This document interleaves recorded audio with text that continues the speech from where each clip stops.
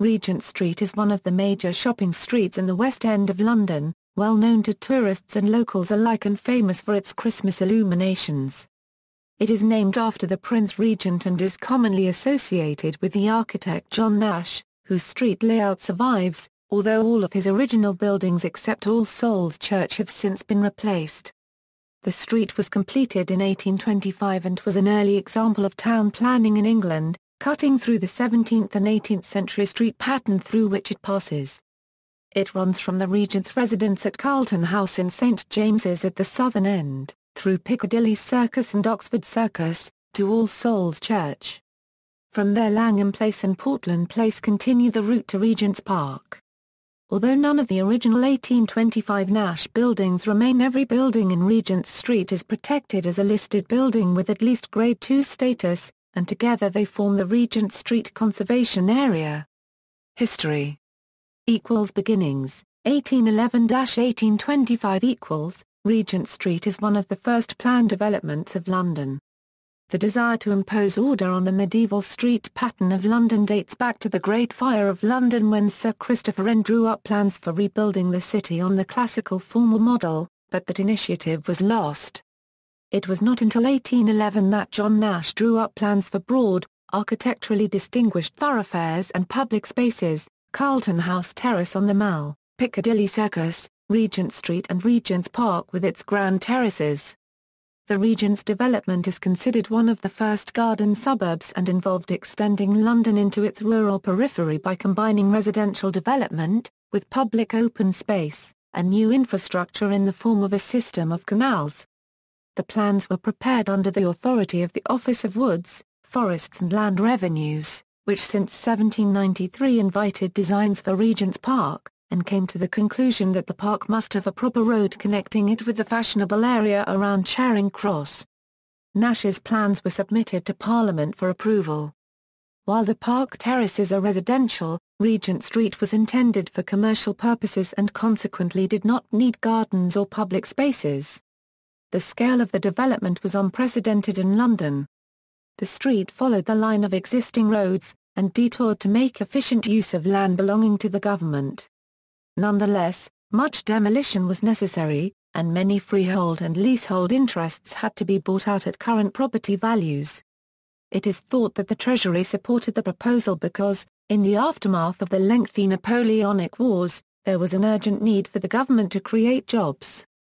Government expenditure was low because the design relied heavily upon private developers, including Nash himself. The buildings were to be let on 99-year leases, and income could be recouped in the form of ground rent. The design was adopted by Act of Parliament in 1813, and built between 1814 and 1825.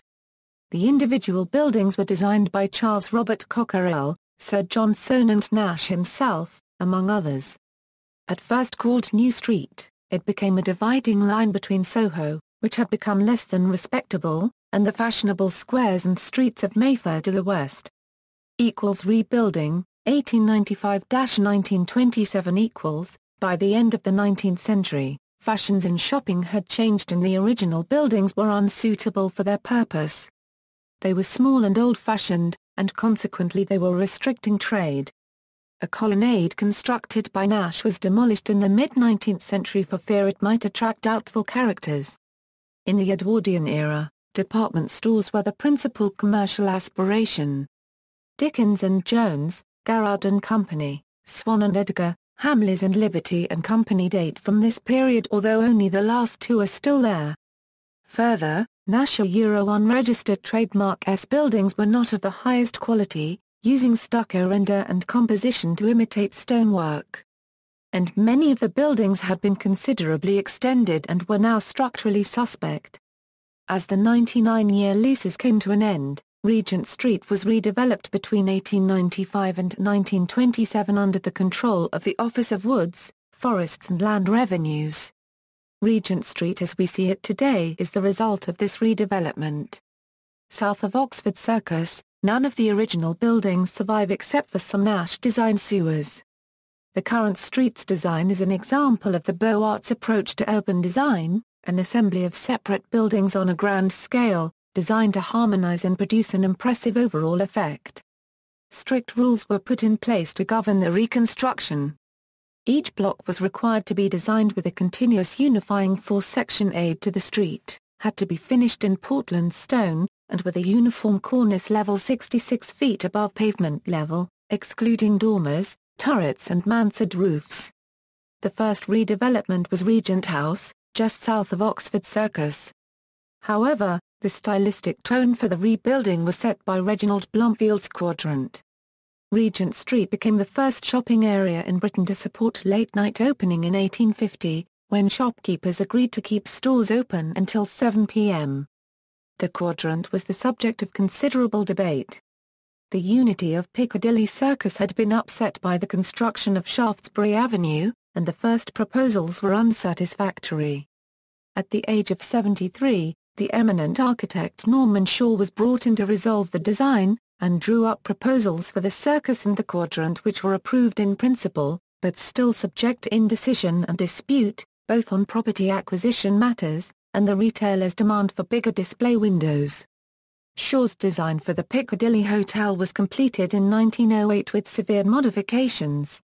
Reconstruction of the Quadrant was finally carried out by Sir Reginald Blomfield, who adapted and arguably watered down Shaw's designs. Building works started in 1923 and completed in 1928. A limited number of architects were responsible for the design of the reconstructed Regent Street.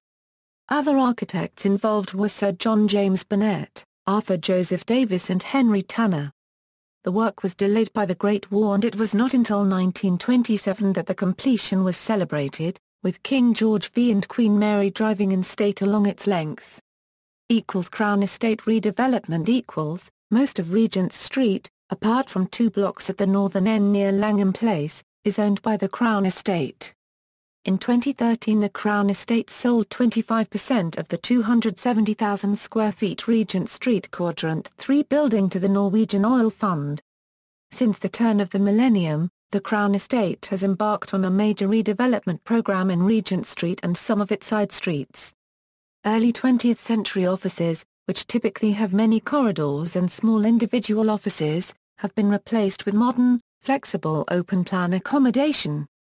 Some of the smaller shops were replaced with larger units. The largest element of the plan is the reconstruction of the Quadrant at the southern end of the street close to Piccadilly Circus. In addition to shops and offices, a 5-star hotel and a small number of flats will be created here. The Crown Estate moved its own headquarters from Carlton House Terrace to Regent Street in 2006. Selected shops and other places of note. All Souls Church All Souls Church, Langham Place, at the top of Regent Street next to Broadcasting House, is a church with a distinctive circular portico surmounted by a stone spire. Completed in 1823 and consecrated in 1824, All Souls is the only surviving building in Regent Street that was designed by John Nash. Apple Store The Apple retail store opened on Regent Street on November 20, 2004.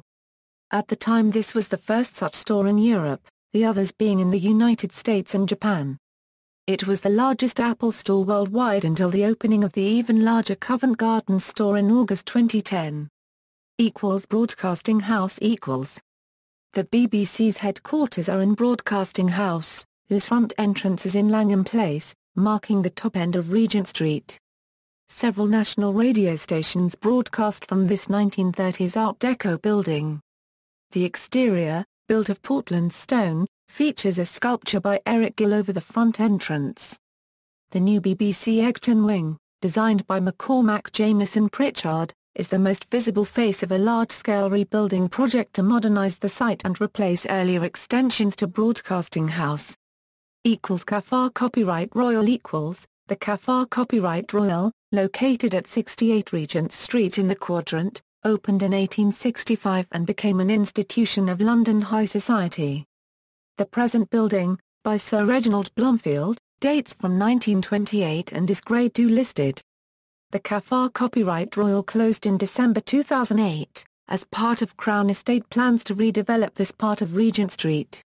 Dickens and Jones In June 2005, owner House of Fraser announced that the department store Dickens and Jones, which traces its origins to 1803 and had been located in Regent Street since 1835, would close in January 2006.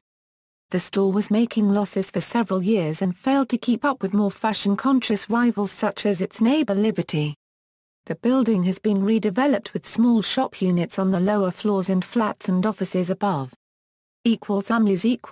Hamleys Toy Shop is 100 metres south of Oxford Circus on the east side of the road.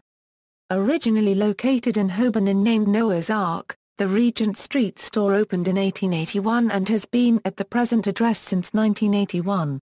It claims to be the largest toy shop in the world.